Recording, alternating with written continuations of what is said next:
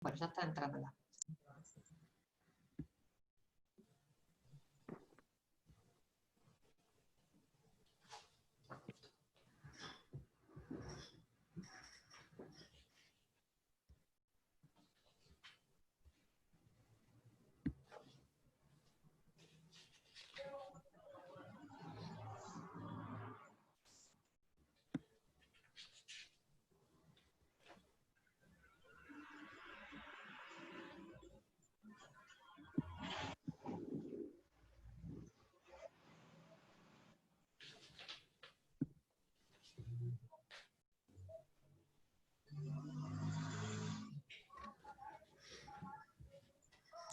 Ya tenemos unas cuantas personas, pero esperamos a las 19 en punto, que faltan un par de minutitos para darle tiempo a los que estén llegando de la calle a sus casas.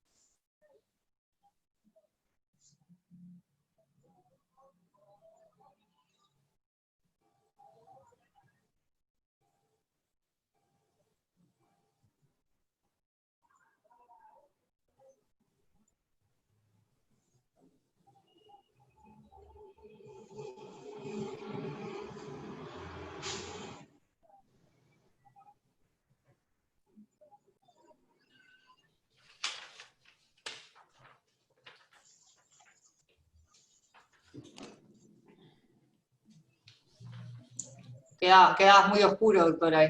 Ahora se te ve mejor. No era la idea. Me guiaba la luz. Así tapaba la ausencia de la corbata. Claro, digo lo mismo. Bueno, estoy mirando porque sigue entrando gente.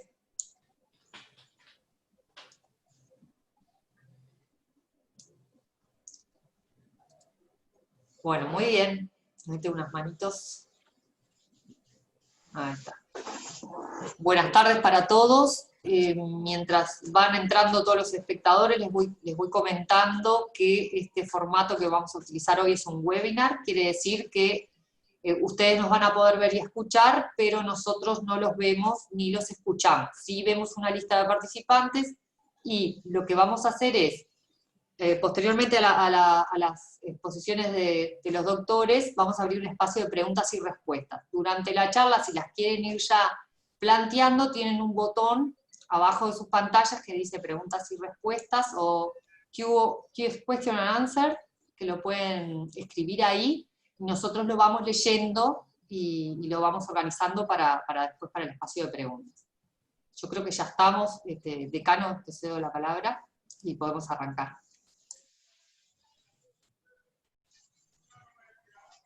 Bueno, muchas gracias, Gabriela Iparraguerre. Le doy la bienvenida a los disertantes de esta conferencia, que es la sexta de este ciclo que estamos desarrollando durante los meses de septiembre y octubre para celebrar el 10º aniversario de nuestra Facultad de Derecho de la Universidad CLAE. La bienvenida y el especial agradecimiento a los profesores Fernando Gómez Santoro, Gastón Valenzuela y Daniel Hernández, que son quienes comparten la actividad del día de hoy, que va a estar referida precisamente a las novedades que vienen incorporadas o que han venido incorporadas en materia de derecho procesal en la ley de urgente consideración. Vamos a darle la palabra en primer lugar al profesor Fernando Gómez Santoro, que es doctor en Derecho y Ciencias Sociales, es profesor de Derecho Procesal en la Universidad de la República, es profesor adjunto de Derecho Procesal en la Universidad de la República, también es docente en la Facultad de Derecho de la Universidad de la Empresa y en nuestra Facultad de Derecho es profesor titular de Procesos Jurisdiccionales Especiales. Además de ser autor de diversas obras, como por ejemplo el Derecho Procesal Penal, Acción Autónoma de Nulidad, Vigencia o No, y ha participado también en varias obras colectivas. Menciono el Código General del Proceso Comentado y anotado con jurisprudencia. En distintos volúmenes de esa obra, Fernando Gómez ha tenido intervención, además de su actividad académica, de su actividad docente, ejerce la profesión de abogado. Así que, Fernando, reiterando el agradecimiento, te dejo la palabra. Bueno, antes que nada, buenas tardes para todos. En realidad, los agradecidos, y por más que hable un poco en nombre de los tres disertantes, creo que es compartido esto, hablo porque soy el que me tocó hablar primero. Estamos agradecidos realmente nosotros de poder llegar a la gente y de que podamos tener este momento para tratar inquietudes, más que nada, porque a lo largo de esta disertación vamos a tocar puntos muy problemáticos que, bueno, vamos a compartirlos con ustedes y quizá más que dar soluciones, podamos generar algún debate o buscar los puntos problemáticos, pero eso también es interesante. A mí me toca abordar el análisis de las modificaciones al Código del Proceso Penal, las modificaciones que le ha realizado la LUC.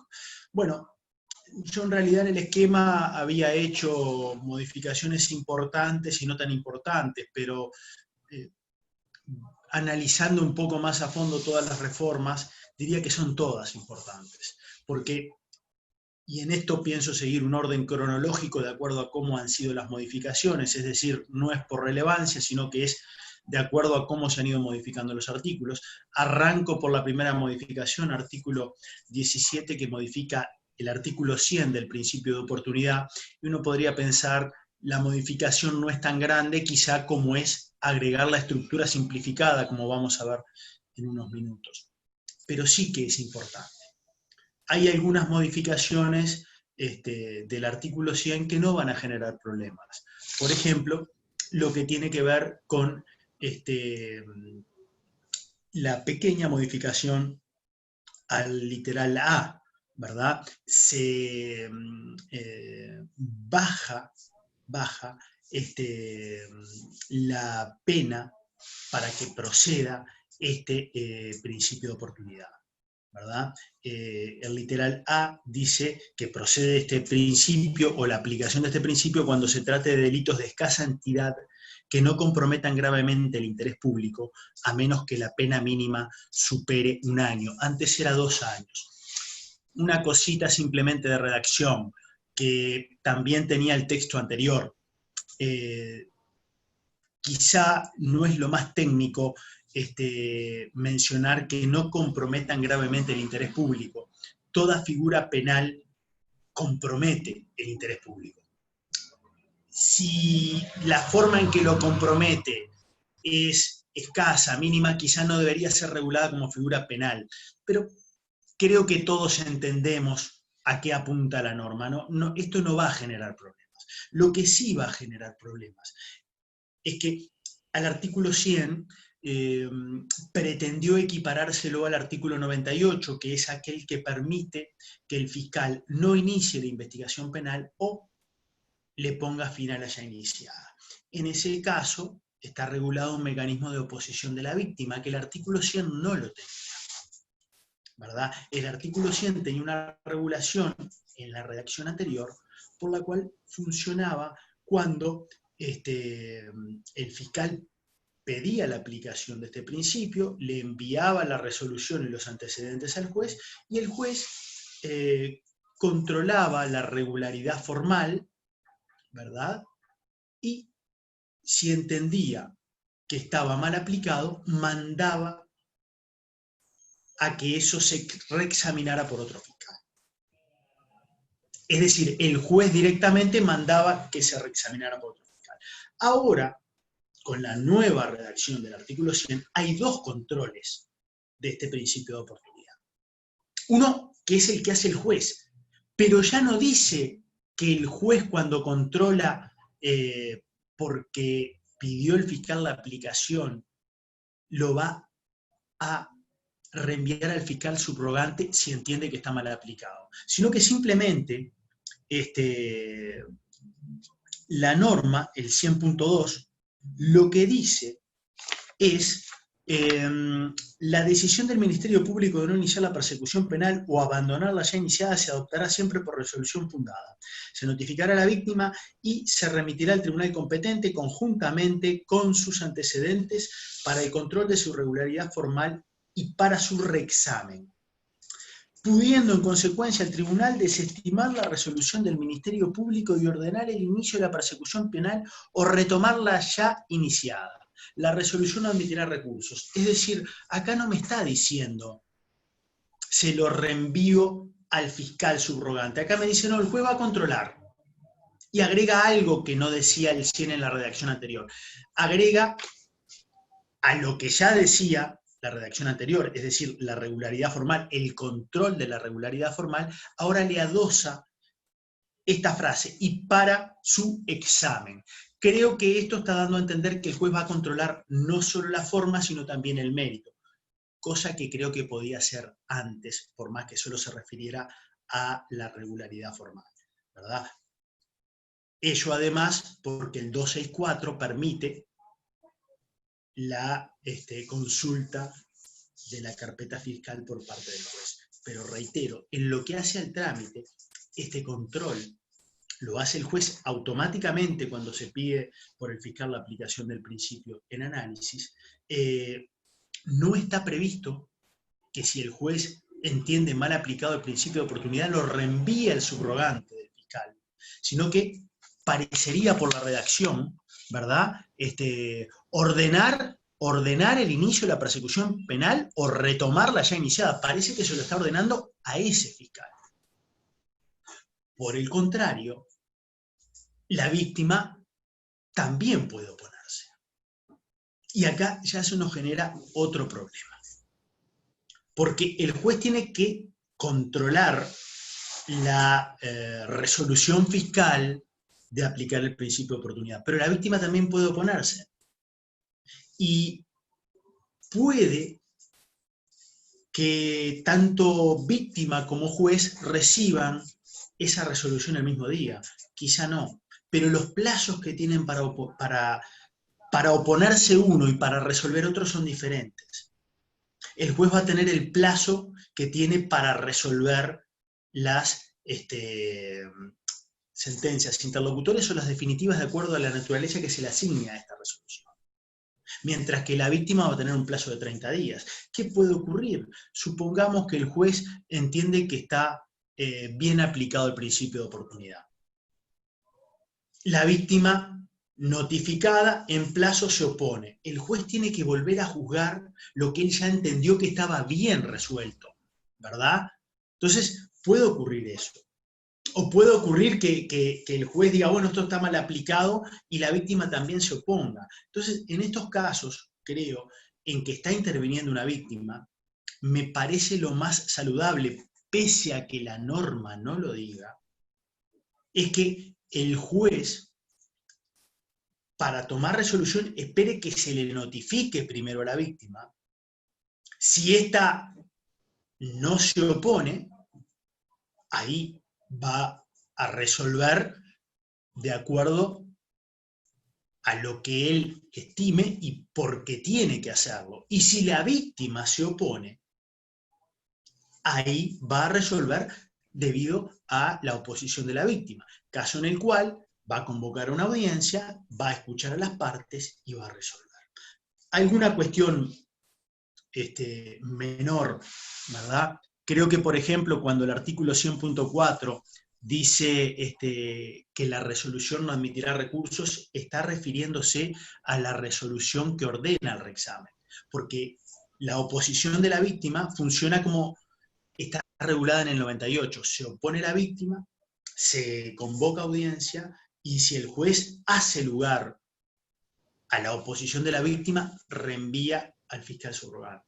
Y si leemos el 100.4 y si leemos el 100.5, nos estamos dando cuenta que cuando habla de resolución está refiriendo exclusivamente a la resolución que ordena el reexamen, pero no a la que lo rechaza, ¿verdad? Es decir, le rechazan a la víctima el pedido de revisión por un fiscal subrogante. Yo creo que esa sentencia no está prevista como inapelable para la víctima, y por el artículo 360 del CPP tiene legitimación, ¿verdad? Vieron un tema que yo les había dicho, bueno, lo había visto al comienzo como sencillo, no es tan sencillo. Otras modificaciones, ¿verdad? Hay modificaciones en los registros que no voy a entrar, simplemente son cuestiones menores que se van acompasando. Sí puede generar alguna complicación en los registros el artículo 59, pero no por el artículo 59, sino por las modificaciones de algunas leyes del ordenamiento, del procedimiento policial. Eso sí vamos a verlo, ¿verdad? Pero siguiendo con las modificaciones, hay una modificación al artículo 54.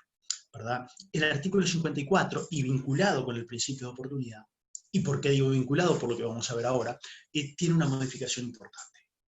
La policía, una vez que detiene a la persona, de acuerdo a la gravedad del hecho, informará o no al fiscal. En la redacción anterior decía notificará, de acuerdo a la gravedad del hecho, notificará inmediatamente o no al fiscal. Tanto Valentín como yo hemos sostenido que en la redacción anterior, de acuerdo a la gravedad, lo que podía hacer la autoridad policial era notificar inmediatamente o diferir esa comunicación, ¿verdad? Es la interpretación más garantista. Ahora bien, con la nueva redacción, la autoridad policial va a decidir, de acuerdo a la gravedad del hecho, si comunica o no al fiscal. Y si comunica, tiene un plazo de 4 horas. Pero ya no es comunicar inmediatamente o de forma posterior, sino que va a decidir si comunica o no. Una especie de principio de oportunidad. Además, el artículo 54 agrega que comenzará a realizar las medidas tendientes a buscar evidencias. Y antes decía, comenzará a realizar esas medidas, pero notificará al fiscal. Ahora no notifica más, ¿verdad? Esa es una modificación relevante. ¿Por qué decía al comienzo de este análisis del artículo 54 o lo refería al principio de oportunidad? Porque va a jugar así, como una especie de principio de oportunidad en manos de la autoridad administrativa, ¿verdad? Porque es ella quien va a decidir si se lo pasa el fiscal o no, ¿verdad? Además, en consonancia con esto se regula un cambio muy importante en el artículo 61. Una de las grandes ventajas que trajo el CPP fue no discriminar las declaraciones del imputado.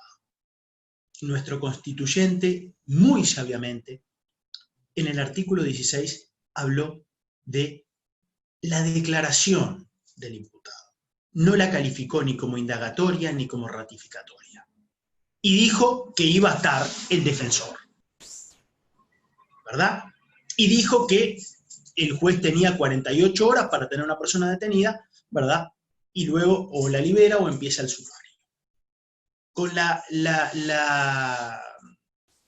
profundidad de los textos clásicos, la profundidad de la sencillez, ¿verdad? Porque es un texto muy sencillo, pero bien claro. Después, la doctrina diferenció declaración indagatoria, ratificatoria, y lo recogió luego el CPP, ¿verdad? Que en realidad recoge las prácticas que ya venían del SIC. El CPP fue recoger lo que ocurría en el SIC. El nuevo CPP, me refiero a la 19293, cambió radicalmente. Vamos a ver que el cambio quizás se está retrovirtiendo un poco para el otro lado, pero bueno, vamos a ver cómo es eso. Ahora bien, la autoridad policial, de acuerdo al artículo 61, puede tomarle declaración al imputado. Y todos los textos que regulan la declaración del imputado, tanto ante el juez como ante el fiscal, hablan de datos identificatorios. Acá puede ser por datos identificatorios o por otras cuestiones tendientes a la investigación. Además, esta declaración no es delegada. En el 61, redacción anterior, la declaración que le tomaba la policía al imputado era porque el fiscal se lo delegaba y el imputado accedía. Ahora no es necesario que el fiscal le delegue. Sí es necesario que el imputado la autorice. Y sí es necesario que esté en presencia el defensor, por más que la resolución de Fiscalía número 7 dice que estará presente el defensor si el imputado lo solicita. Yo creo que tiene que estar siempre, ¿verdad? Y además hay otra cuestión. Después de tomada esta declaración, la policía, de acuerdo a lo que surja de ella, notificará al fiscal. Es decir, esta declaración la toma directamente la policía, sin necesidad de notificar al fiscal, y luego va a notificar al fiscal. No me gusta esta modificación. ¿Por qué? Bueno, porque teóricamente pienso que todos vamos a sostener lo que estoy diciendo acá, y no es porque lo haya dicho yo, sino porque es una interpretación garantista. El imputado puede negarse esa declaración y tiene que estar presente el defensor. Pero van a venir las prácticas, y seguramente se dé lugar a lo que ocurría en el régimen anterior. Si va el abogado a la seccional o no va, ¿verdad? Si puede estar presente o no, y puede ser una especie de retroceso, ¿verdad? Quiero referir brevemente a dos artículos de la Ley Orgánica Policial, ¿verdad? A los artículos 43 y 48. ¿Por qué quiero referir a estos artículos? Bueno, porque son la detención en averiguaciones, ¿verdad? Hay artículos que no puedo entrar al análisis por un tema de tiempo, por ejemplo el 57 que modifica las instrucciones generales, pero no le cambia mucho a la cosa. Pero sí me importa esta modificación de los artículos 43 y 48 de la 18.315. ¿Por qué? Porque se regulaba una figura en el CPP que se llamaba el control de identidad, que es la vieja detención en averiguaciones, ¿verdad? Es la vieja detención en averiguaciones, la regulaban los artículos 55 y 56. Yo tímidamente dije, bueno, hay vicios de inconstitucionalidad. Valentín dijo directamente que para él era inconstitucional, ¿verdad? Y está derogada del código, pero ¿qué problema hay? Que se regulan los artículos 43 y 48 de la Ley de Procedimiento Policial el control de identidad a cualquier persona y el control de las personas que pueden estar o intentando cometer un delito o lo hayan cometido, ¿verdad? Hay dos controles, el del 43 y el del 48. ¿Y qué problemas trae esto? Que a estos dos controles se les aplica el artículo 59, que permite el registro.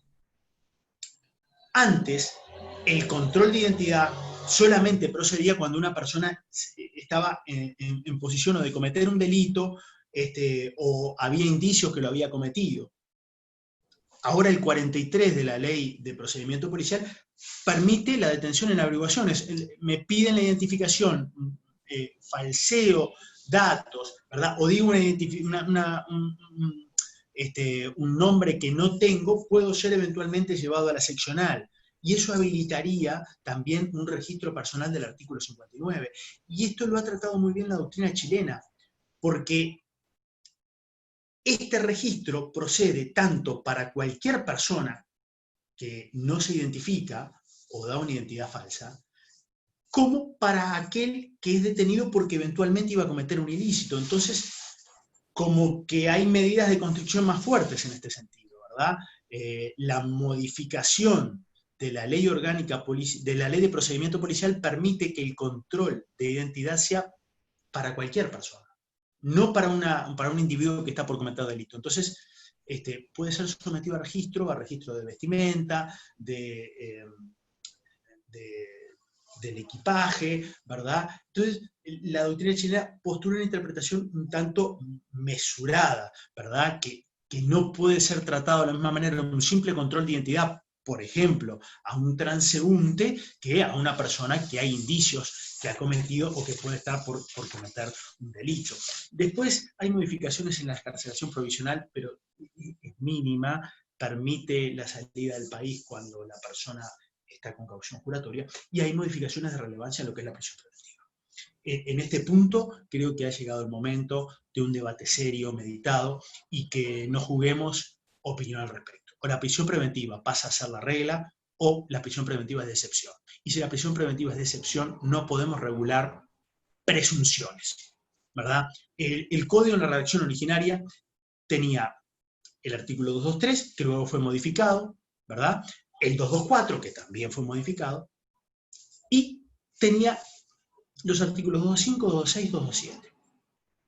El 223 fue modificado y como que por la modificación me gustaba más la redacción anterior. El 224 también fue modificado, se le agregó entre guiones los artículos 15 y 16 de la Constitución, eso plantea unas discusiones terribles en cuanto a si es necesario diligenciar prueba o no, ¿verdad? Creo que ese es otro debate que nos debemos.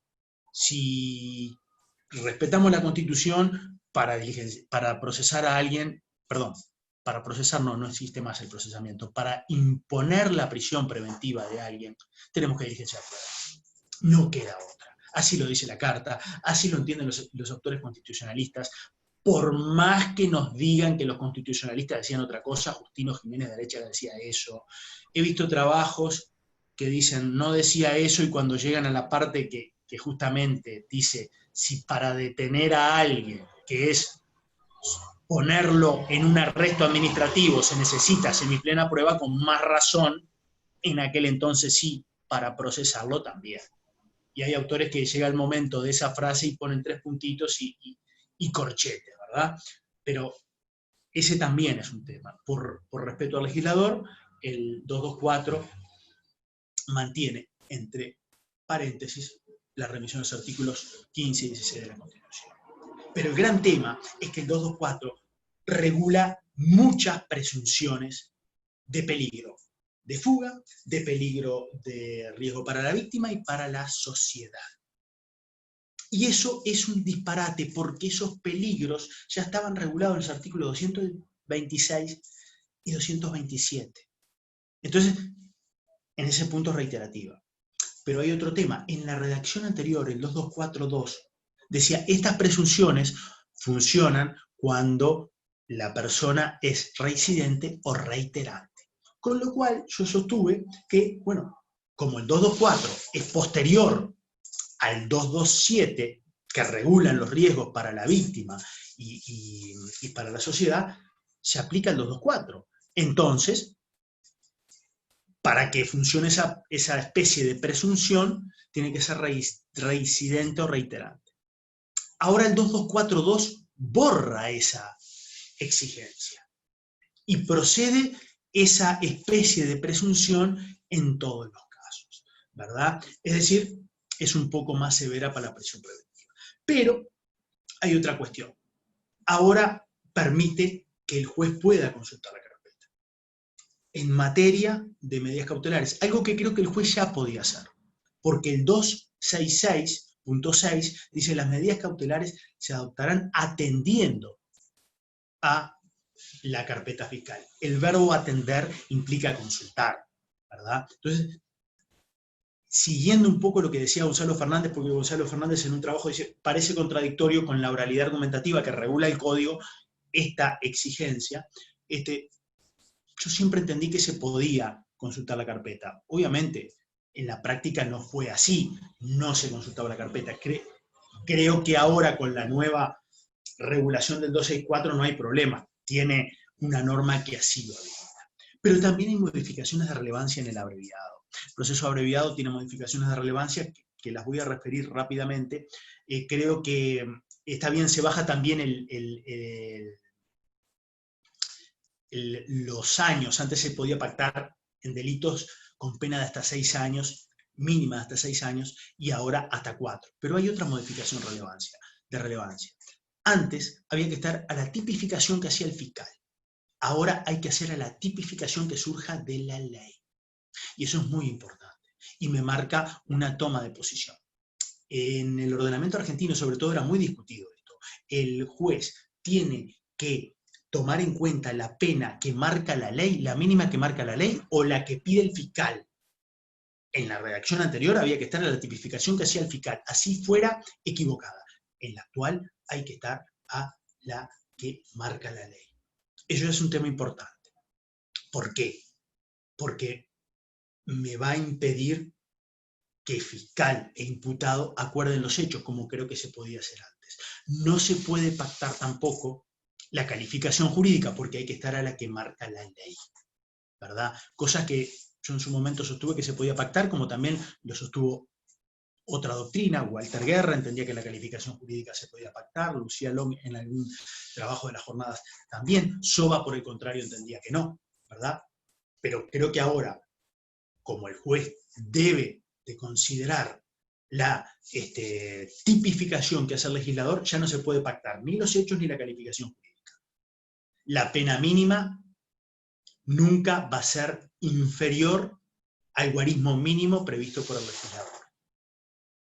Y ahí hay todo un tema con el error manifiesto que se sigue manteniendo, el 273.4, que bueno, que es el que habla de que hay que aplicar la pena pedida por el fiscal, si rige el error manifiesto o no, que creo que esto se debió de decir expresamente si regía o no, sigue la misma discusión. Y se agrega una estructura, una perlita importante, el proceso simplificado.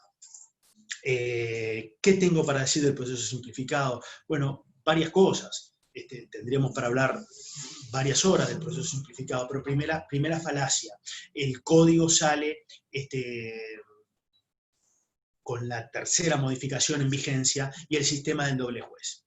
El sistema del doble juez alabado por toda la doctrina, ¿verdad? Salvo por algún autor de mucha importancia que siempre decía, bueno, en realidad el doble juez no funcionó aquí, ¿verdad? Y bueno, el tema del doble juez era una panacea prácticamente. Hoy el doble juez no se aplica al simplificado ni se aplica al abreviado. Se aplica solo al ordinario que tiene mínimas causas en su haber. Es decir, el principio del doble juez, que era algo tan fantástico, no tiene casi aplicación, salvo para los juicios orales, que son mínimos. ¿Cuándo procede el simplificado?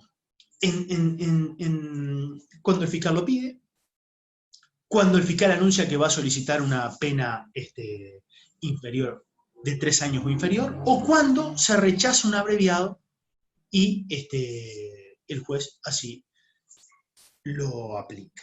Es decir, en 3 hipótesis. 2 de ellas son preceptivas. Ahora bien, eso está bien, está mal. Soba dice que, bueno, que se puedan regular estructuras y no hay ningún problema. Yo creo que está mal. Directamente creo que está mal. ¿Por qué? Porque es regular una estructura con menos garantías que procedan los mismos casos que la estructura ordinaria y además que quede en manos no del legislador, sino del juez, por ejemplo, o de las partes. ¿Por qué? Si las estructuras son indisponibles.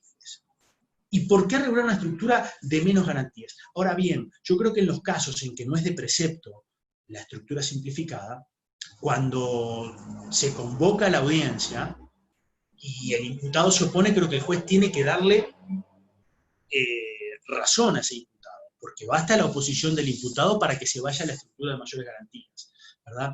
Otra cosa que no me gusta para nada, el simplificado se reduce a una audiencia en la cual se escucha las partes, se resuelve si se va a seguir por el simplificado o no, ¿verdad? Se apela a eso por el 365, el 365 que tenía una modificación por la 19831, que a su vez es modificado por la LUC, ¿verdad?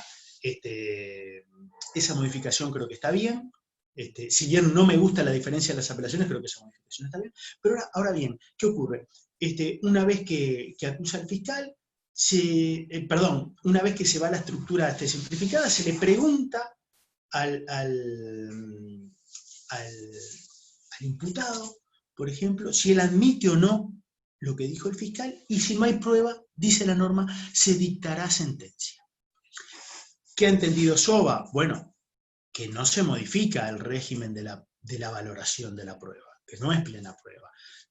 Coincido. Es decir, no se opone a lo que dice el fiscal, no hay prueba y dice el 273 tercero, se dicta sentencia. Ahora, ¿por qué ese agregado? ¿Qué debería hacer el juez en ese caso cuando dicta sentencia? Obviamente, absolver. ¿Por qué? Porque tiene que haber certeza por el 142.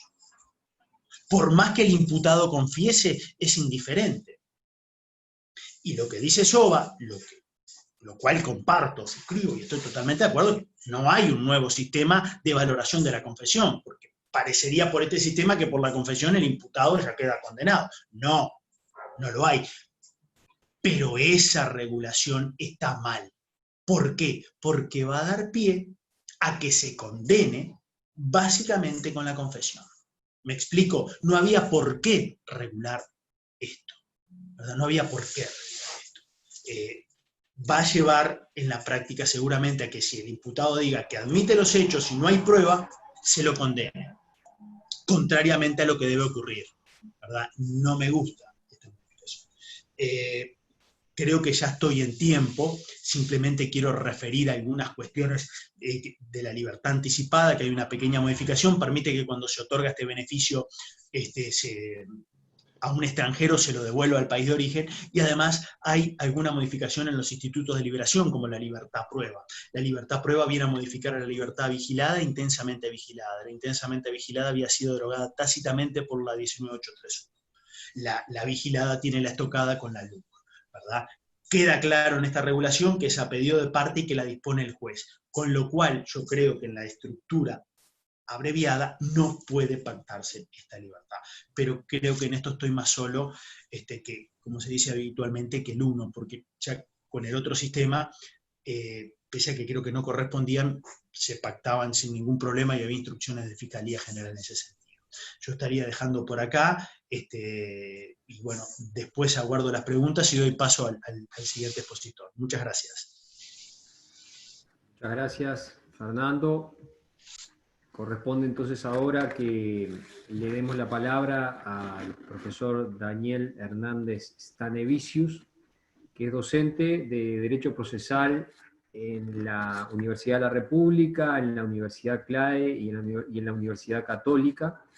También tiene escritos varios artículos sobre la materia de su especialidad, ejerce la abogacía y se va a referir en este ciclo a las modificaciones introducidas al proceso de adopción, herencia yacente y prescripción adquisitiva en la ley de urgente consideración. También te agradecemos mucho, Daniel, que estés participando en esta celebración y te dejamos la palabra. Bien, les agradezco yo a ustedes la invitación, la oportunidad de participar de esta actividad y también a los que nos están escuchando.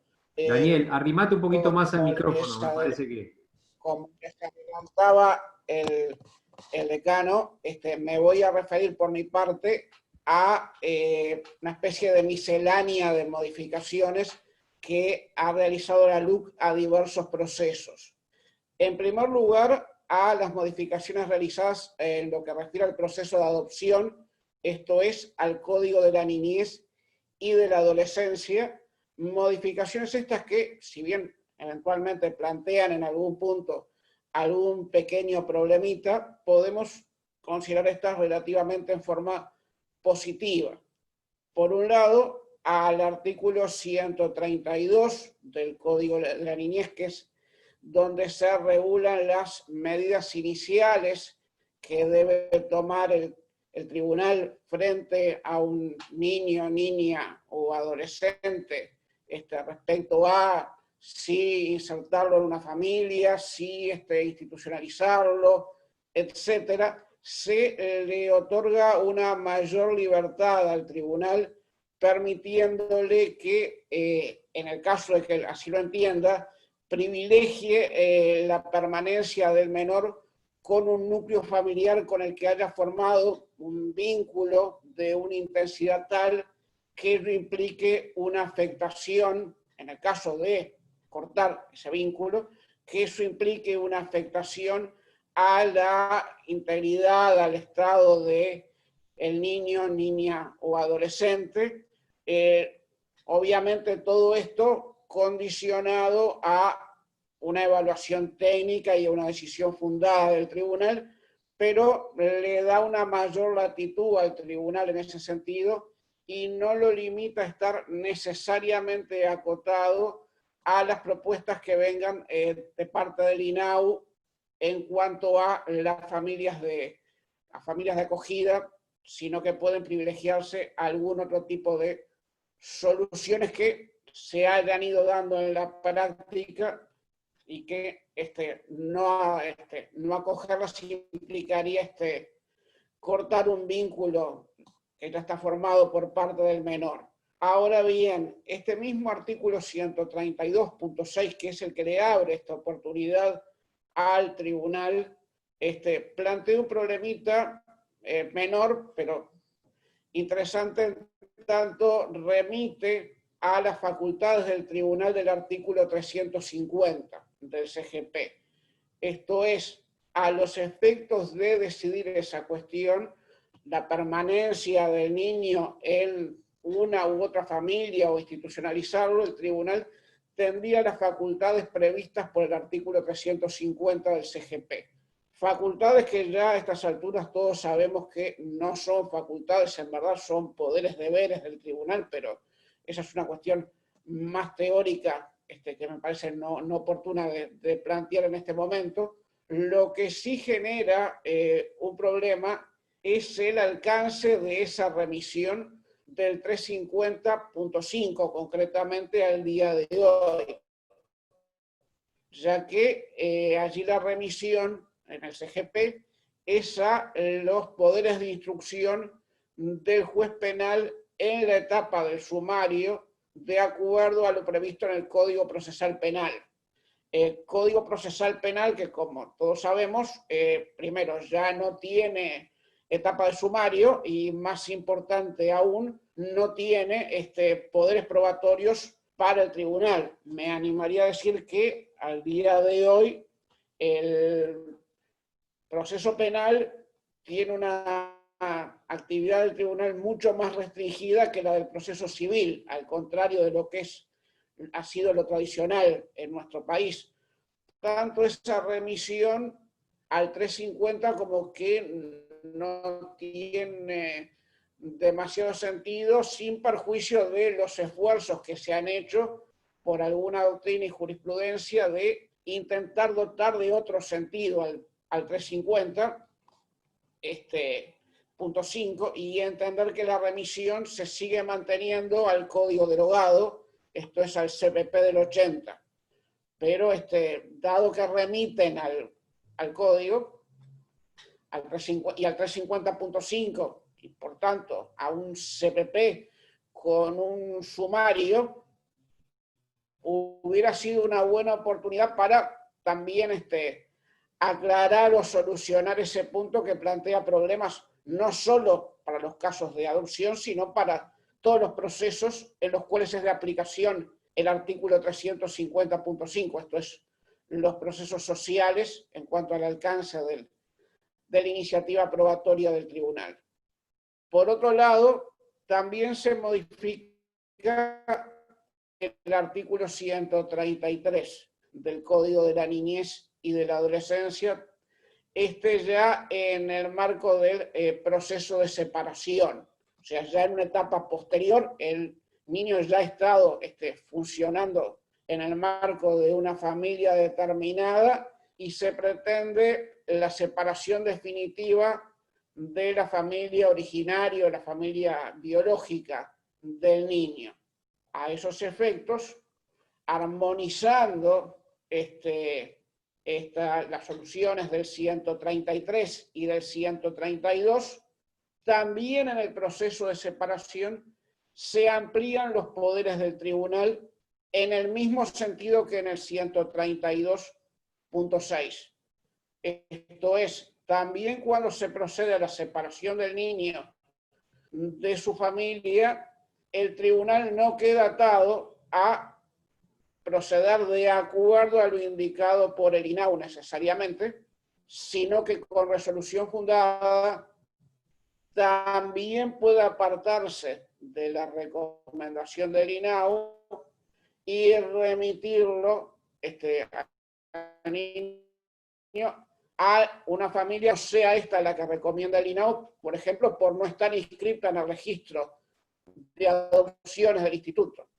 Por un tema meramente formal podría no recomendarla. Bueno, igual el juez puede prescindir de lo que informa el INAO y darle preferencia a esa familia. De paso, una cuestión más general referida al artículo 133, pues este artículo, como tantos otros del CNA, del CPP y de la última legislación en general, ha venido sufriendo sucesivas modificaciones. Una modificación anterior, no contenida en la LUC, sino de varios años atrás, de la ley 18.590, estableció en este artículo 133.1 una solución que quiero señalar más que nada porque es bastante curiosa en nuestro sistema, que establece que el tribunal en el proceso de separación definitiva del menor no solo tiene que resolver la separación, sino que también tiene que disponer la pérdida de la patria potestad, si existiera patria potestad vigente respecto a ese niño, niña o adolescente. Digo curiosa porque hay dos cuestiones aquí, ¿no? Una es si está imponiéndole al tribunal la necesidad de fallar sobre la pérdida de la patria potestad, exista o no exista pretensión en este sentido. Porque perfectamente podría haber solo una pretensión de separación definitiva. Y aunque lo hubiera, parecería de estar a la redacción del 133.1, que igualmente, aunque no esté pedido, debería ser dispuesta de oficio la pérdida de la patria potestad. Lo cual en un sistema dispositivo acusatorio, que es el general en nuestro sistema, es una solución bastante particular la previsión de que se va a disponer sobre algo que podría no estar planteado en el objeto. Por otro lado, también se podría entender que la solución impone necesariamente el planteo conjunto de las dos pretensiones. Esto es, si yo demando por separación, también debo necesariamente demandar por pérdida de patria potestad, que ahí parecería más razonable porque esa solución operaría dentro de lo que es el sistema general dispositivo de nuestro proceso civil. Solo que se le impondría al promotor de la separación definitiva pedir al mismo tiempo la pérdida de la patria potestad y habría una especie de acumulación necesaria o imprescindible de pretensiones en ese caso, porque necesariamente tendría que demandar formulando ambas pretensiones. Igualmente es curioso la solución en cuanto a la estructura procesal, porque tendríamos la separación que debe tramitar por el proceso extraordinario y a su vez tendríamos la pérdida de patria potestad que debe tramitar por el ordinario. Sin embargo, en este caso de acumulación, todo va a terminar tramitado por el extraordinario de separación, contradiciendo lo que es la regla general de acumular por la estructura que brinde más garantías, que en este caso sería la estructura del ordinario. Pero bueno, eso es así, esa parte sí no admite discusión alguna. Lo que sí es más novedoso, y viene además a solucionar un temita, es la modificación del artículo 142, también del CNA, en el sentido de poder acumular el proceso de separación con el proceso de adopción, lo cual era un problema real en la regulación anterior, justamente otra vez por la diferencia de estructuras. Separación definitiva tramita por estructura extraordinaria y adopción tramita por estructura incidental. Entonces, se llegó a discutir si se podían acumular ambas pretensiones o era necesario hacer primero el proceso de separación y recién a posteriori hacer el proceso de adopción, dado que, reitero, uno era extraordinario y el otro era incidental. Con la nueva redacción del 142 resulta posible acumular ambas pretensiones en un único proceso y esta vez la solución es la razonable, ya que la acumulación se hace por la estructura del proceso extraordinario. Tanto la adopción como la separación, si se tramitan en forma conjunta, ambas van por la estructura más garantista de las dos, la del extraordinario. Entonces, en general, en lo que se refiere a las regulaciones, a las modificaciones en materia del proceso de adopción, me parece que, más allá de ciertos cuestionamientos menores, es relativamente positiva respecto al régimen precedente. Distinta me parece que es la valoración que hay que hacer en cuanto a las modificaciones en materia de herencia yacente y de prescripción, en esto último, obviamente desde el punto de vista procesal, ¿no? Sin entrar en temas de la regulación sustancial de la prescripción. En lo que se refiere a la modificación de la yacencia, la particularidad que tiene es que aparece un nuevo beneficiario de la herencia yacente. Tradicionalmente, recuerdan todos, la herencia yacente beneficiaba a la ANEP y la ANEP podía optar entre que se le adjudicara la herencia yacente o que se enajenara y quedarse con el producido. A partir de la LUC tenemos un segundo beneficiario que es el Ministerio de Vivienda. Y el problema es que ahí se crea una situación de condominio, si lo quieren ver desde el punto de vista sustancial, o de litisconsorcio, si lo vemos desde el punto de vista procesal, que no está precisamente regulada y que tiene todos los problemas de estas situaciones de condominio o de litisconsorcio en cuanto a su funcionamiento. Veamos los escenarios. Está establecido claramente que, dispuesta la yacencia, hay que notificar a ambos, a la ANEP y al Ministerio. Notificados tenemos 4 escenarios posibles. Un primer escenario es que ambos organismos opten por que se les adjudique la yacencia, que se adjudiquen los bienes que integran el acervo sucesorio. Si es esa la situación, podemos sentirnos felices porque eso está expresamente regulado en la ley. Para ese caso, la preferencia es de la ANEP. Si en el caso se dice textualmente de que ambos opten por la adjudicación, se le adjudica a la ANEP sin ninguna duda. Los problemas empiezan cuando se dan otro tipo de situaciones.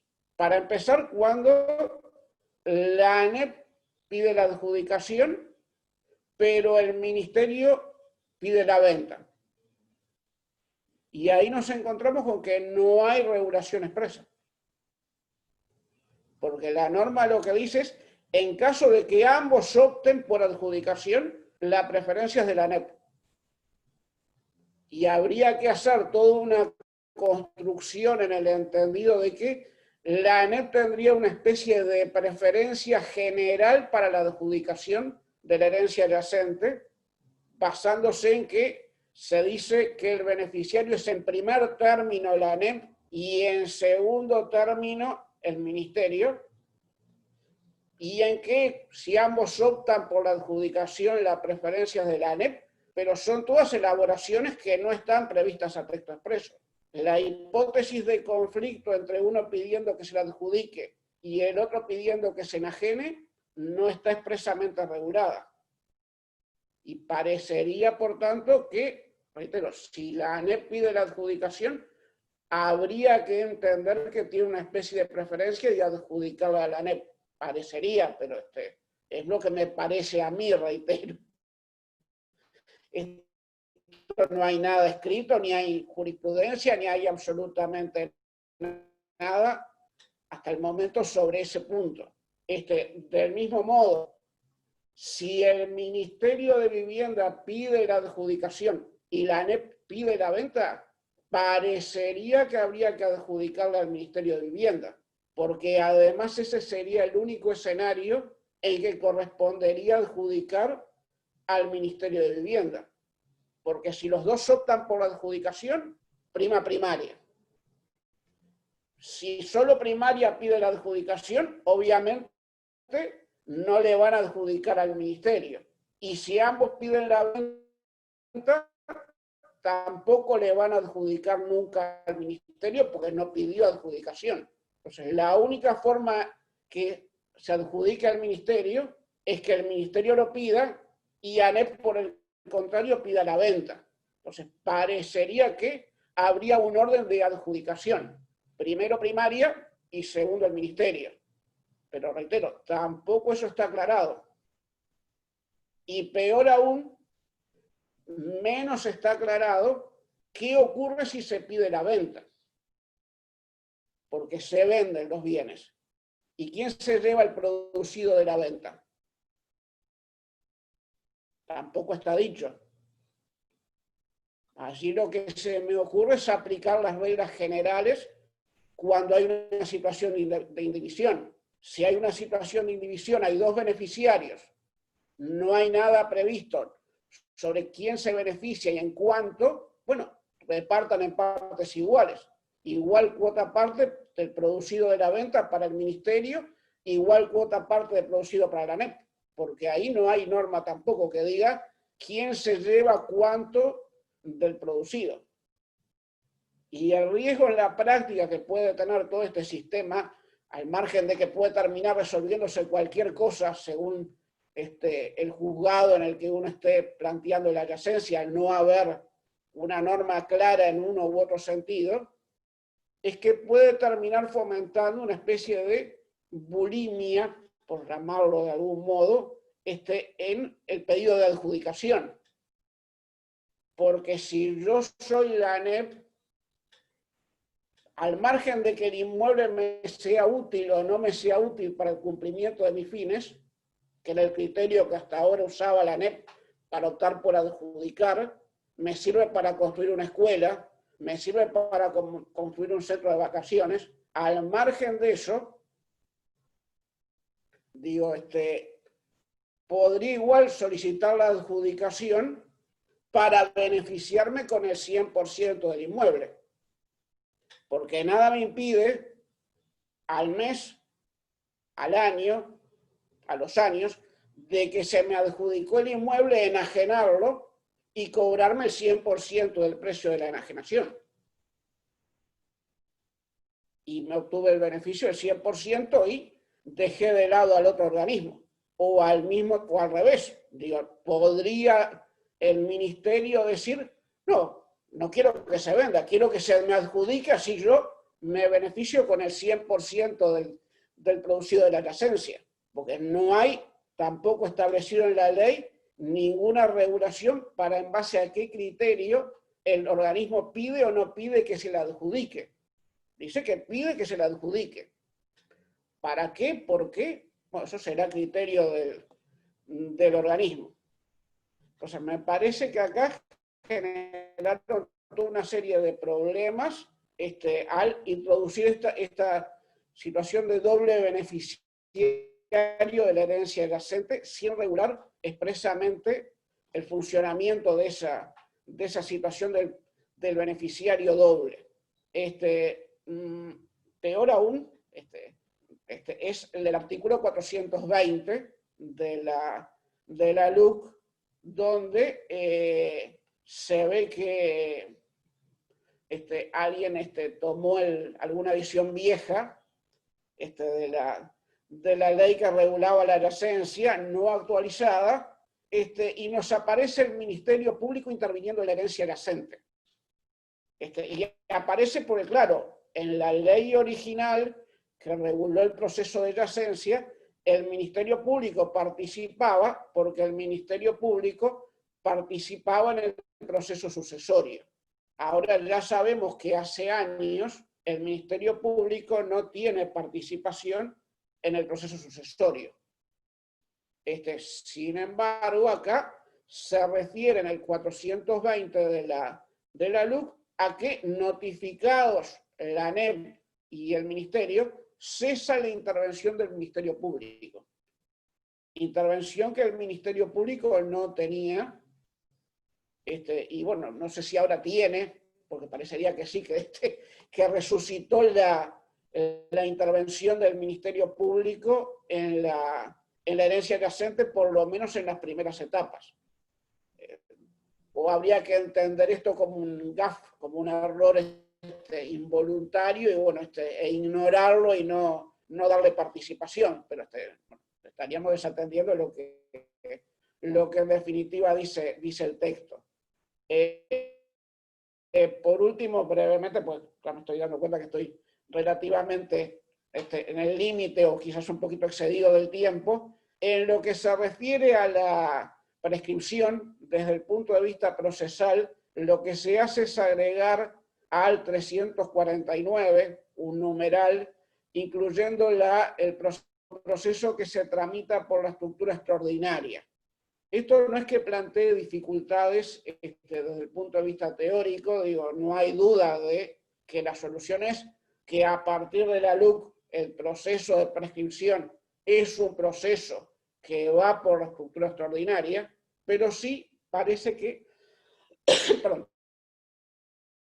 adecuado en el entendido de que el proceso extraordinario teóricamente está justificado para procesos que refieren a objetos urgentes, pensión alimenticia, tenencia, u objetos simples como las acciones posesorias, y la prescripción adquisitiva no parece reunir ninguno de estos elementos. Ni es un objeto simple, al contrario, puede ser bastante complicada la tramitación de una prescripción, ni es mucho menos un objeto que deba resolverse en forma urgente. Entonces no se advierte demasiado la razón o el interés en asignarle la estructura extraordinaria al proceso de prescripción.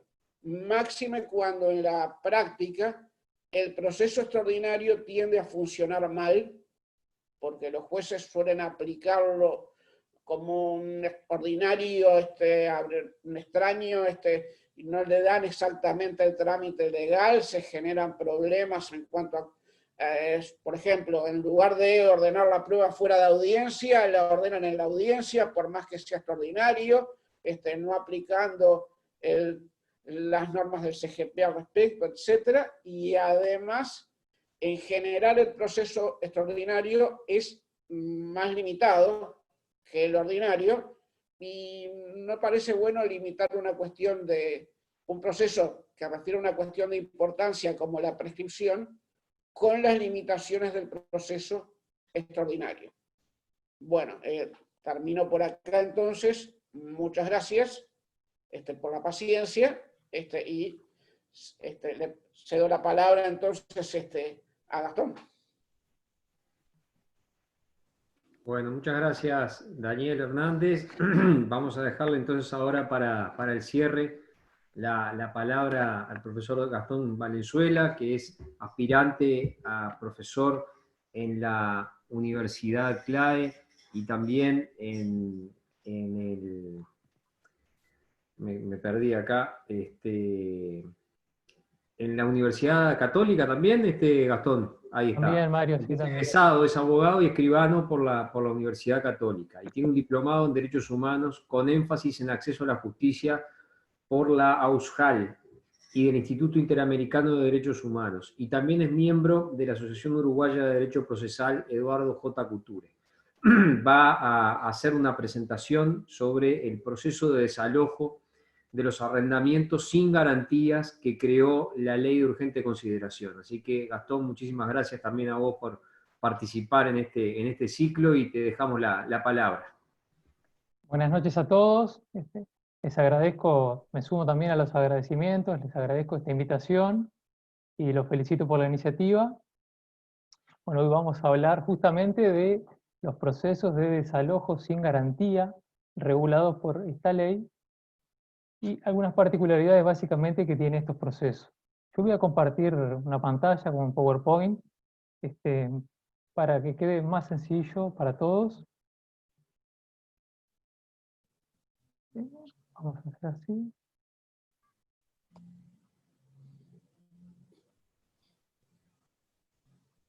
Bien. No sé si ahí creo que se está viendo la pantalla. Para comenzar, si bien no refiere tanto a lo que es el proceso de desalojo, creo que es importante mencionar el artículo 421 de la Ley de Urgente de Consideración, que refiere al ámbito de aplicación del régimen de arrendamiento sin garantía. Justamente sobre estos contratos va a tener lugar el proceso de desalojo que refiere esta ley. Para que un contrato de arrendamiento se regule por lo establecido por esta ley, tiene que reunir acumulativamente todos los requisitos que establece este artículo 421.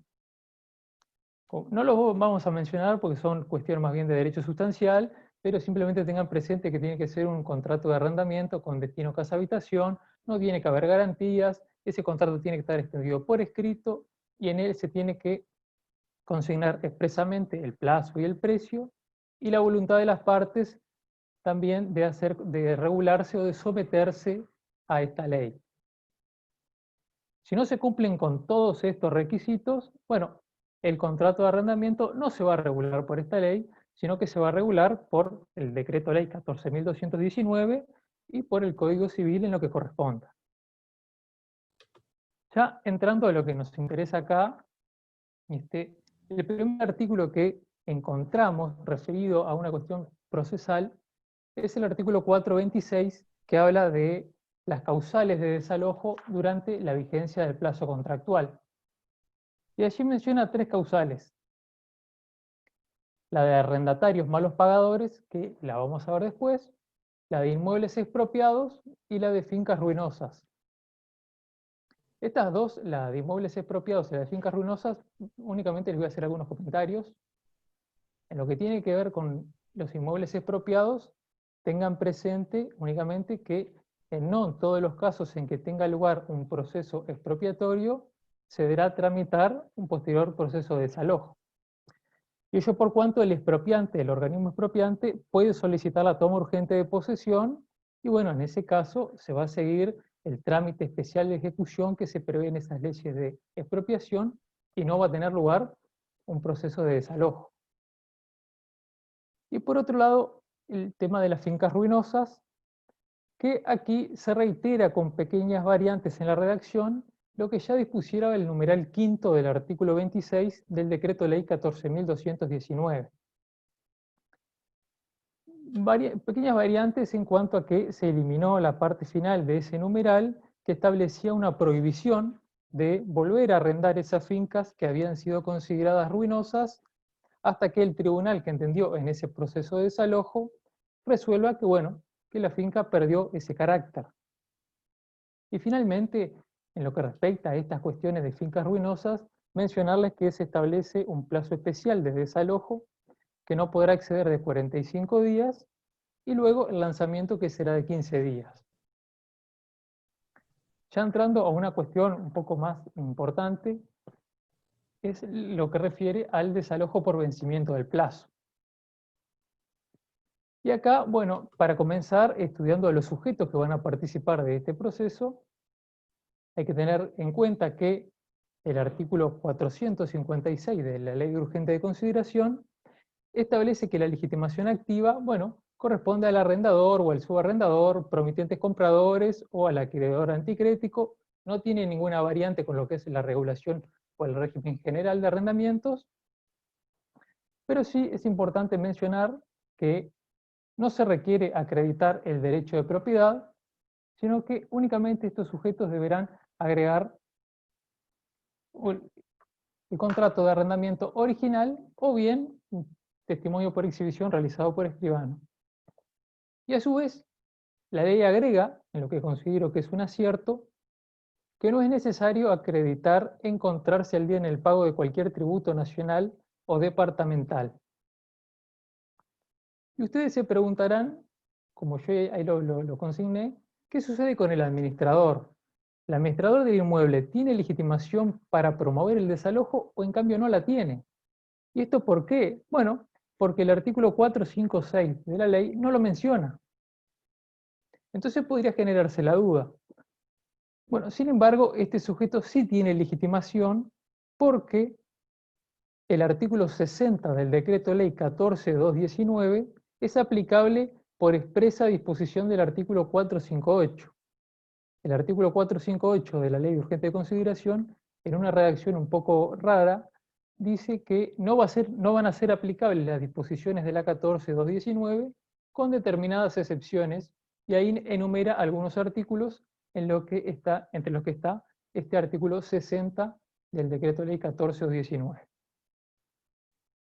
Pasando a lo que es la legitimación pasiva, es decir, quién va a ser demandado en este proceso, bueno, no tiene ninguna particularidad, se sigue el régimen general de arrendamientos, esto no hay ninguna innovación. Sí hay algunos inconvenientes en lo que es el otro sujeto que interviene en este proceso, el tribunal.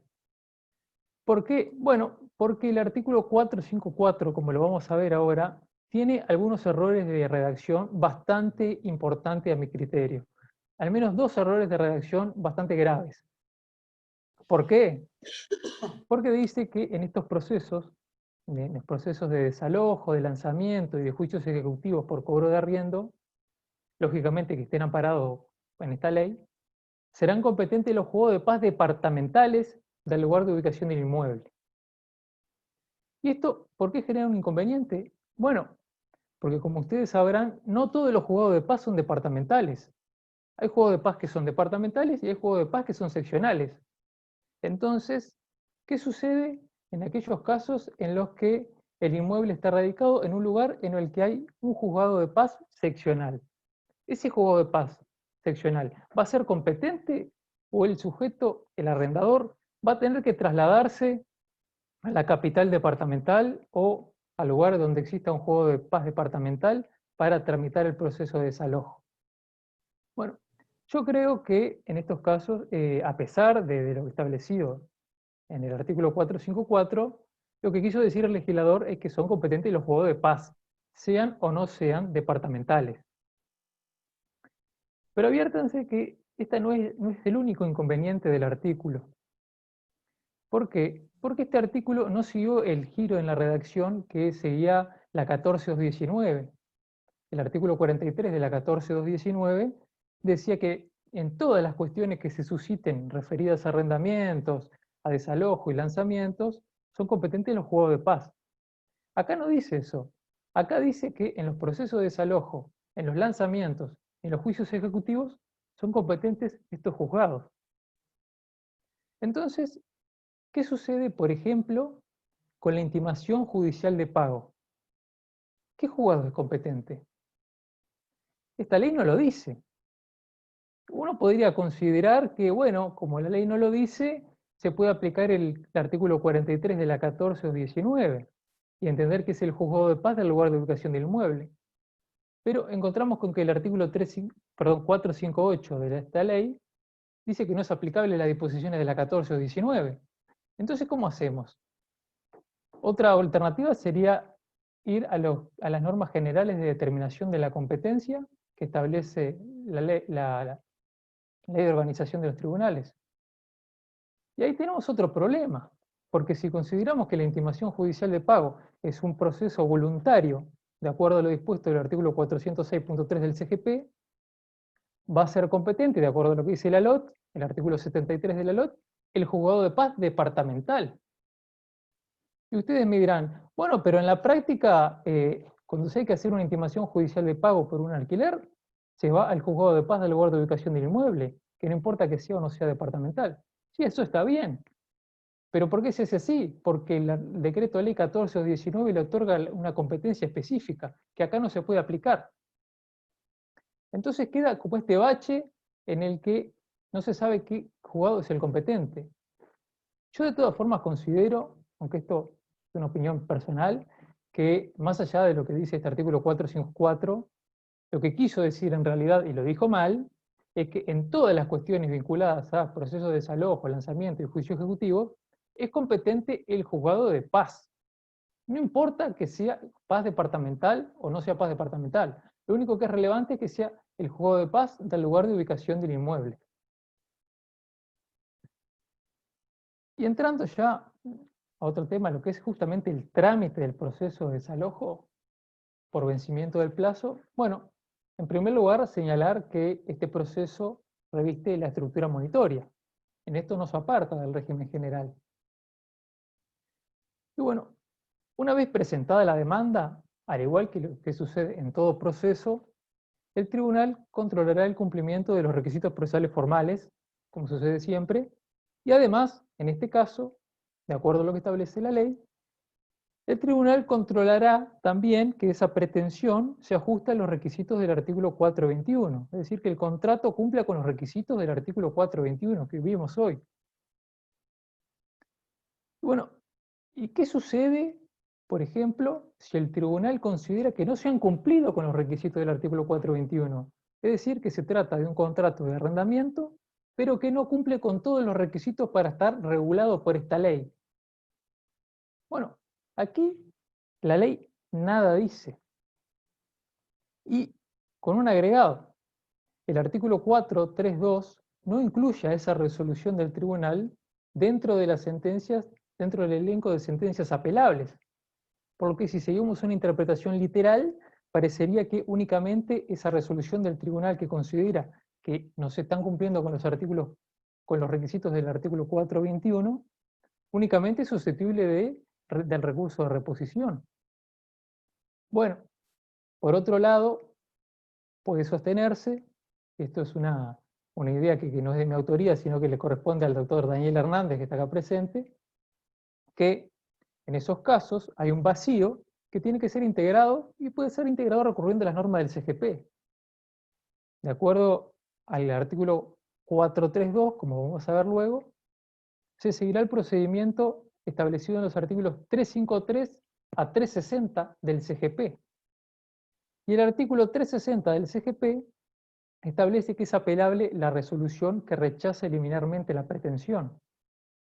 Por lo tanto, si el tribunal, al realizar el control de esta demanda que se le presenta, considera que esa situación no está amparada en este proceso porque el contrato no reúne los requisitos del artículo 421, bueno, el actor podrá interponer el recurso de apelación de acuerdo a lo dispuesto por el artículo 360, numeral primero del CGP. Y bueno, siguiendo con esta cuestión, tengan presente, como ya lo dijimos, que es un proceso de estructura monitoria. Por lo tanto, el tribunal va a dictar una resolución que se va a pronunciar sobre el fondo y va a disponer justamente el desalojo, que será con un plazo de 30 días contados desde el siguiente al de la notificación de la sentencia al arrendatario.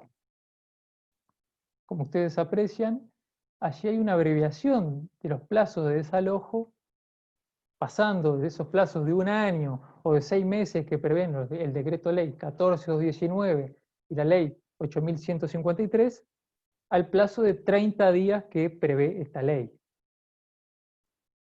Asimismo, en esa misma resolución, además de disponer el desalojo, el tribunal va a citar de excepciones al demandado. Bueno, aquí hay otro error gramatical de los varios que contiene esta ley en este punto, que a pesar de que el artículo 431 dice que se trata de un decreto, que parecería dar a entender que el legislador califica esta resolución como una providencia de trámite, no, eso no es correcto. Esta resolución es una sentencia definitiva, una verdadera sentencia definitiva. Y otra cuestión vinculada a ello es que, como ustedes saben, en los procesos de desalojo, esa sentencia inicial del tribunal se ha señalado que tiene un triple contenido, que dispone el desalojo, cita de excepciones al demandado y también ordena la colocación de un cedulón genérico. Bueno, aquí esta ley no prevé la colocación del cedulón genérico que previera el artículo 47 del decreto ley 14/19, por lo que podría generarse la duda acerca de si corresponde o no su utilización. Bueno, a pesar del silencio del legislador, entiendo que nada se opone a la utilización de este cedulón genérico, ya que una de sus finalidades era justamente dar conocimiento a todos los posibles subarrendatarios acerca de la existencia de un proceso de desalojo. Y siguiendo con este trámite, tenemos justamente la eventual oposición de excepciones por parte del demandado. Que aquí también hay un apartamiento del régimen general, ya que no será por un plazo de 10 días hábiles, sino que ese demandado podrá oponer excepciones por un plazo de 6 días hábiles. Y las excepciones que podrá oponer este demandado, de arrendatario, podrán ser exclusivamente las excepciones que están establecidas en el artículo 133 del CGP y la de la falta de cumplimiento de los requisitos establecidos en el artículo 421. Estas excepciones se dará traslado al actor por el plazo de 6 días. Y el artículo, lo que establece, el artículo 432, es que contestadas o no contestadas estas excepciones, se seguirá lo dispuesto por los artículos 453 a 460 del CGP. Y aquí entiendo que el legislador incurrió en otro error, porque la remisión al artículo 453 no es correcta. ¿Por qué? Porque el artículo 353 del CGP establece los títulos ejecutivos, que ninguna vinculación tienen con esto. Por lo tanto, creo que la remisión debió ser a los artículos 354 a 360 del CGP. Bien. Siguiendo con la estructura básica de este proceso de desalojo por vencimiento del plazo, hay que detenernos en lo que es el lanzamiento, es decir, la fase o la etapa de ejecución de esa sentencia de desalojo. De acuerdo al artículo 433 de la ley, el tribunal va a disponer el lanzamiento siempre que haya una solicitud de la parte, es decir, que rige el principio de iniciativa de parte. El tribunal nunca va a disponer el lanzamiento de oficio. Y otra cuestión vinculada a ello es que este lanzamiento se va a hacer efectivo por el alguacil dentro de los 15 días hábiles contados a partir de que sea notificada al arrendatario la providencia que así lo dispone. Bueno, lógicamente, este lanzamiento puede ser prorrogado, como establece el artículo 434, siempre y cuando se cumplan con ciertos requisitos. El primer requisito para que proceda esta prórroga del lanzamiento está vinculada con el plazo. Y allí es que la solicitud de prórroga de lanzamiento debe presentarse con hasta 2 días hábiles de anticipación. Aquí la ley también es un poco confusa, porque no dice textualmente eso, sino que dice que debe presentarse con 2 días de anticipación, que considero que en realidad lo que quiso decir es que se puede presentar con hasta 2 días de anticipación. Y nada impide que se presente con una anticipación mayor a esos 2 días, sino que justamente esos 2 días es el término que se dispone para poder solicitar la prórroga del lanzamiento. Y después otro requisito que tiene que acreditarse para que se disponga la prórroga del lanzamiento es que el juez la decretará únicamente cuando el arrendatario justifique fehacientemente la existencia de una causa de fuerza mayor.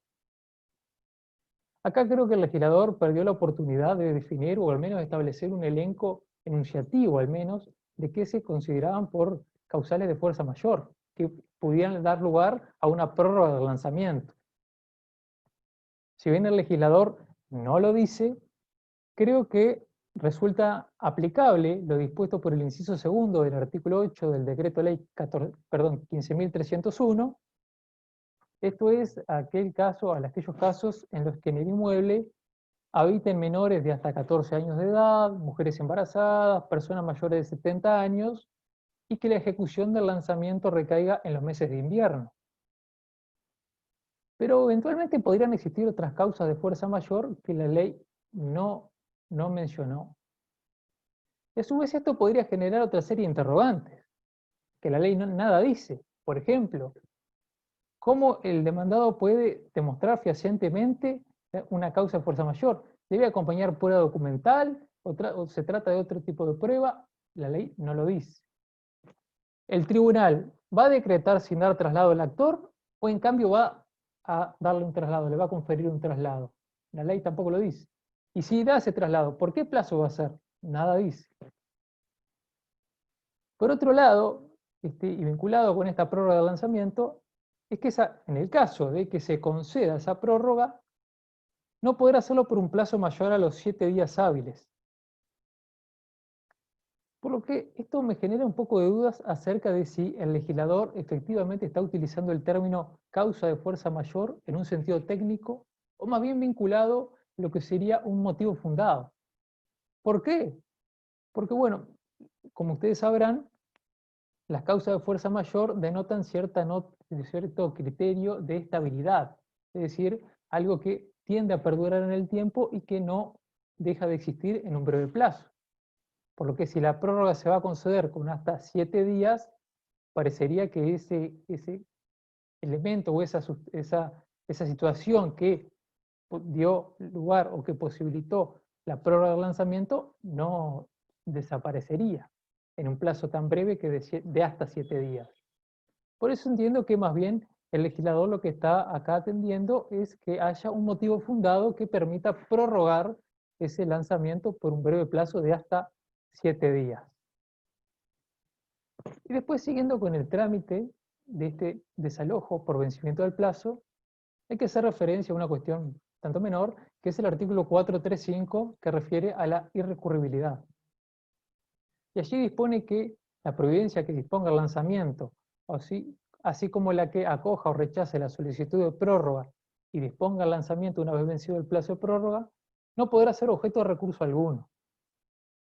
Únicamente mencionar que aquí el legislador dice que estas sentencias son irrecurribles. No señala en cambio si son inimpugnables, que no son dos términos que fueran sinónimos. Por lo que, bueno, eventualmente podría generarse la duda acerca de si corresponde o no la promoción de un incidente de nulidad por indefensión, por ejemplo. El legislador no lo dice, simplemente dice que sean irrecurribles. Y pasando a otra cuestión, ya la última vinculada a este desalojo por vencimiento del plazo, es el artículo 436, que a pesar de que el artículo no lo menciona textualmente, lo que está regulando es la reforma del plazo solicitada por el arrendador.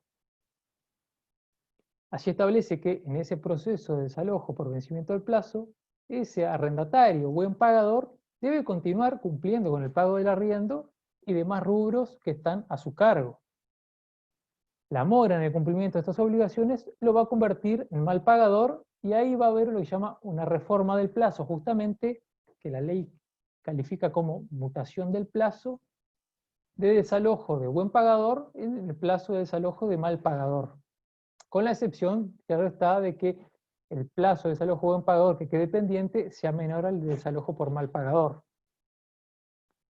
A pesar de que la ley nada menciona, personalmente considero que la resolución del tribunal que dispone la reforma del plazo de buen pagador a mal pagador tiene que ser una providencia con citación, de acuerdo al artículo 202 del CGP, a fin de que el arrendatario, bueno, pueda oponerse señalando que ha abonado esos rubros que se señala que no han abonado. Y con esto terminamos lo que es el desalojo por vencimiento del plazo. La ley además regula lo que es el desalojo por mal pagador. Y en el artículo 437 establece que se considera incurso en mora el arrendatario que no pague el arrendamiento dentro de los 3 días hábiles contados del día hábil siguiente al de la intimación, salvo que en el contrato se hubiera pactado la mora automática. Aquí, como aprecian, hay una expansión del concepto de arrendatario mal pagador. ¿Por qué? Bueno, porque en el régimen general de arrendamientos, el arrendatario mal pagador no es quien no abona o quien ha dejado de abonar el alquiler, sino que para ser considerado arrendatario mal pagador, se requiere que haya sido constituido en mora mediante una intimación judicial de pago. Y acá, si se pactó una mora automática, no es necesario que sea constituido, que se le haga una intimación judicial de pago. Asimismo, en los casos en que no se haya pactado una mora automática, hay una abreviación del plazo de esta intimación, ya que por un lado se eliminó aquel plazo de los 10 días corridos, ese plazo civil de 10 días corridos que establecía la 1419, y por el otro lado, el plazo aquel de 10 días hábiles se redujo ahora a 3 días hábiles en este artículo 437. Este proceso de desalojo por mal pagador, bueno, también va a revestir la estructura monitoria de acuerdo a lo que establece el artículo 438. Y aquí también, al igual que lo que ya vimos para el desalojo por vencimiento del plazo, una vez presentada la demanda, el tribunal controlará el cumplimiento de los requisitos procesales formales y también va a controlar el cumplimiento del artículo 421. Corroborado todo esto, va a disponer el desalojo, que en este caso va a ser por el plazo de 6 días hábiles contados desde el día siguiente al de la notificación de la sentencia al arrendatario, tal como dispone el artículo 439. Nuevamente se genera el inconveniente del cedulón genérico, porque la ley no lo menciona. Y otra cuestión vinculada a ella es la citación de excepciones al arrendatario, también por el plazo de 6 días hábiles.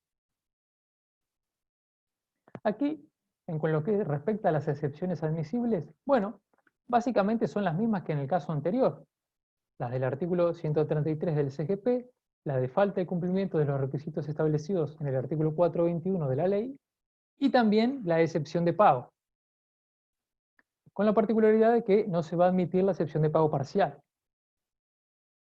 En lo que tiene que ver con esta excepción de pago, bueno, la ley establece una limitación probatoria porque únicamente va a ser admisible la prueba documental. Aquí mencionarlos, pero esto ya como un comentario al margen, que resulta, bueno, al menos curioso que esta ley que derogó aquellas exigencias en cuanto a la acreditación en el pago que estableciera el artículo 39 de la Ley de Inclusión Financiera, por el otro lado establece aquí en este punto que para oponer la excepción de pago se deberá acreditar, bueno, únicamente mediante prueba documental. Y continuando con este breve trámite del proceso de desalojo, llegamos a lo que es el lanzamiento. Aquí, de acuerdo al artículo 442, y a diferencia del caso anterior, el lanzamiento es por el plazo de 5 días hábiles contados a partir de que sea notificada al arrendatario la providencia que lo dispone. Y también aquí es admisible la prórroga del lanzamiento, según el artículo 443, aunque en este caso no va a poder ser por un plazo mayor de 5 días hábiles. Bueno, en este caso, en el desalojo por mal pagador, también procede la clausura del proceso, aquella clausura del proceso que previera la 14 o 19, y que aquí, en el artículo 445, se reiteró la redacción original de la 14 o 19, es decir, que se exige que se consigne la suma deudada más el 60%, y no como establece actualmente la 14 o 19, que es la suma deudada más un 40%. Y para ir terminando, el último punto que quisiera hacer referencia es a esta denominada inspección ocular, a la que refieren los artículos 446 a 448 de la ley. Realmente en una deficiente redacción, el artículo 446 permite solicitar al arrendador la realización de una inspección judicial. En primer lugar, corresponde señalar que la inspección ocular a la que refiere la ley, bueno, no es una fuente de prueba regulada por el CGP, a diferencia de la regulada por el CPC.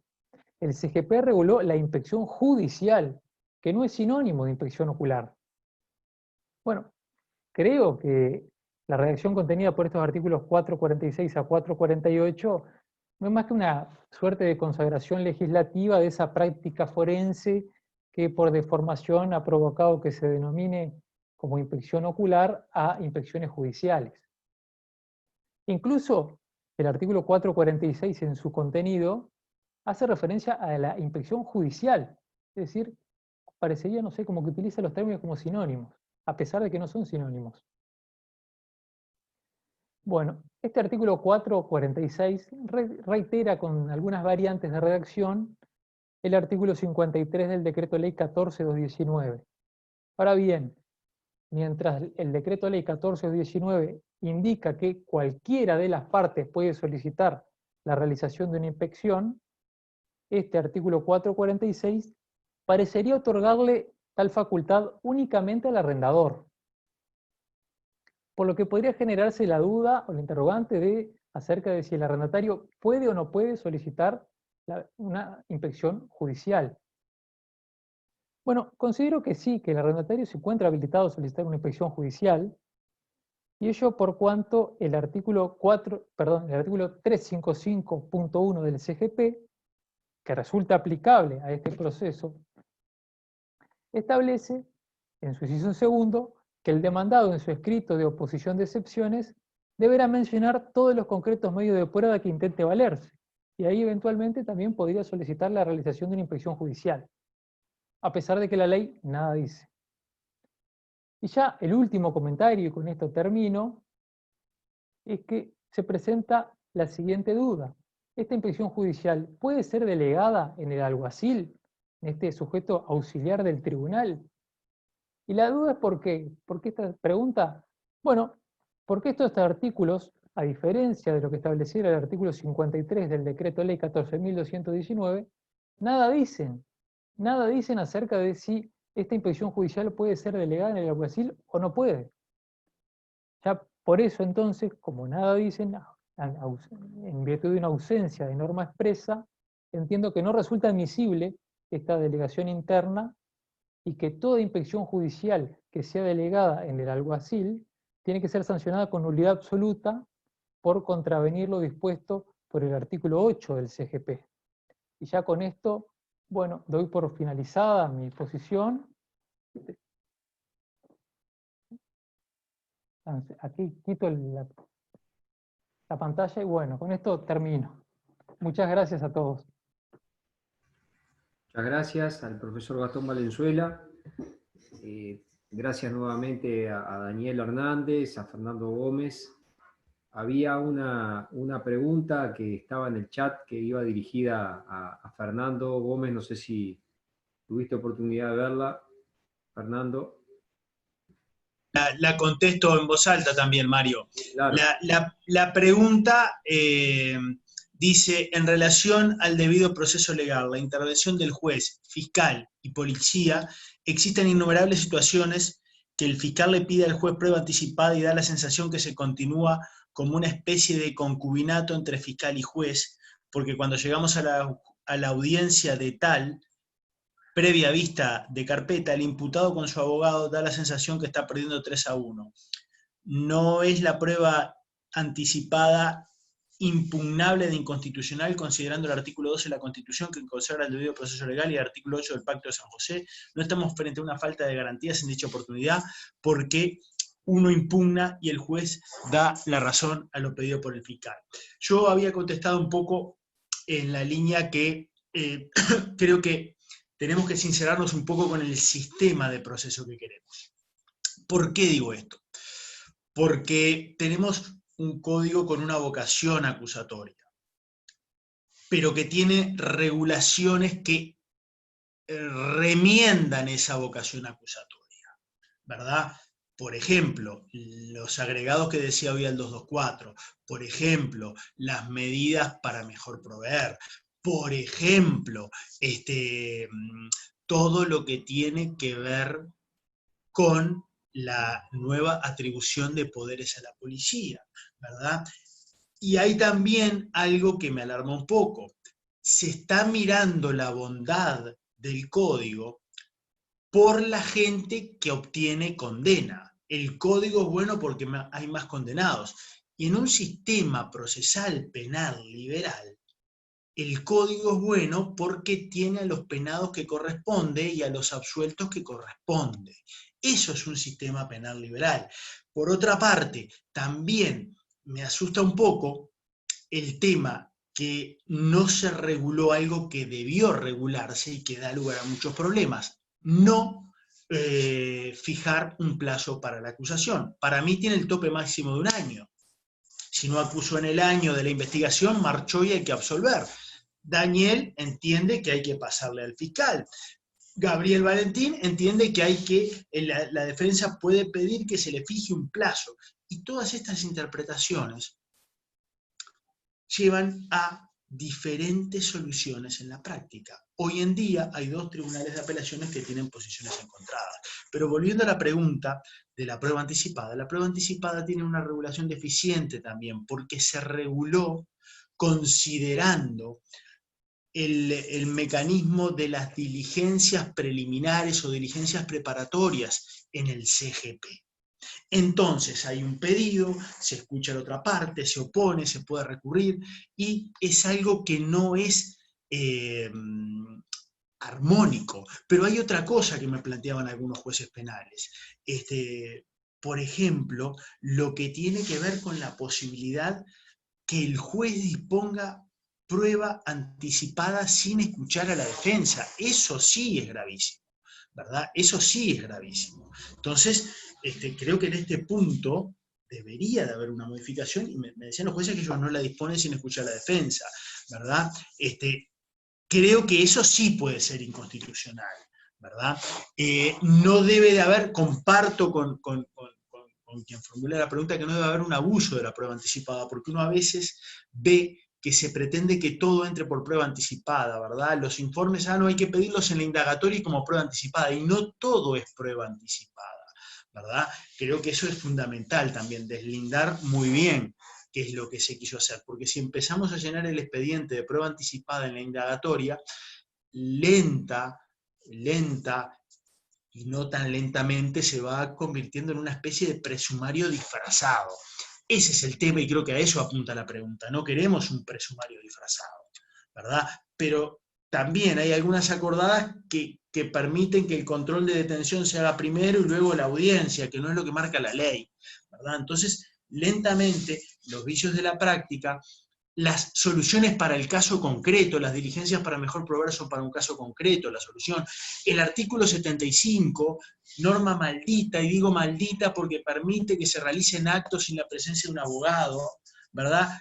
Fue sancionado porque parece que en una audiencia un abogado dijo, bueno, me levanto y me voy, y bueno, y se sancionó esa ley, la 19831, que modifica el artículo 75 y dice los actos que se realizan sin el defensor son nulos, salvo que el defensor haya realizado ese acto para provocar la nulidad, y si en broma al imputado, y el juez va a permitir, y el fiscal, que se haga un acto con nulidad. Entonces digo, son soluciones que se van dando con nombre y apellido, porque son para casos concretos, ¿verdad? Lo mismo que pasaba con el tema del 365, las medidas cautelares se impugnaban por ese mecanismo, pero la formalización o la negativa se apelaba por otro, entonces había unos líos terribles. Creo que todo ello lleva a que nos sinceremos. ¿Estamos preparados para un proceso acusatorio? ¿Queremos un proceso acusatorio cuando todas las modificaciones llevan a hacerlo inquisitivo? Es una lástima, ¿verdad? Porque la idea del código es muy compartible, un proceso acusatorio, adversarial, donde se escuchan a las dos partes, donde por primera vez se habla de igualdad entre imputado, fiscal y sobre todo abogado y fiscal. Todas las restricciones a la libertad del imputado comienzan por la restricción a la defensa, ¿verdad? Yo no sé si con esto queda contestada o alguna otra aclaración de quien preguntó o de alguna otra persona más. Yo creo que fuiste muy claro, Fernando. No sé si hay alguna otra. Ahí creo que hay alguna otra. No, estaba agradeciendo Está. el colega que hizo la pregunta. Bueno. Bueno, creo que si no hay más, a ver.